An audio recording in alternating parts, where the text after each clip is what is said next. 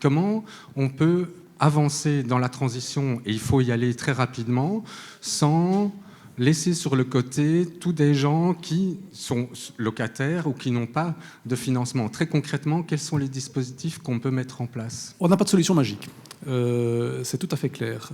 Et je vais... Et le problème ne va faire qu'empirer si on ne trouve pas de solution. Les accords de Paris, tels qu'ils ont été traduits au niveau européen, impliquent des objectifs extrêmement ambitieux de réduction des émissions de gaz à effet de serre. Si on parle de Bruxelles, qui est une ville, aujourd'hui 60% de nos émissions, grosso modo, d'une année sur l'autre, sont liées au chauffage dans le bâtiment. On doit donc, si on veut réduire de 80 à 95% de nos émissions d'ici 30 ans, réduire de façon extrêmement forte les besoins d'énergie pour le chauffage. Il faut isoler de façon très importante. C'est extrêmement coûteux, il n'y a pas de secret. C'est pas rentable sur 10 ans, c'est pas rentable sur 20 ans, c'est rentable sur des horizons plus longs si on parle du niveau d'ambition nécessaire pour des réductions de l'ampleur dont j'ai parlé à 2050. Les premières solutions se trouveront dans les budgets publics. C'est aussi simple que ça.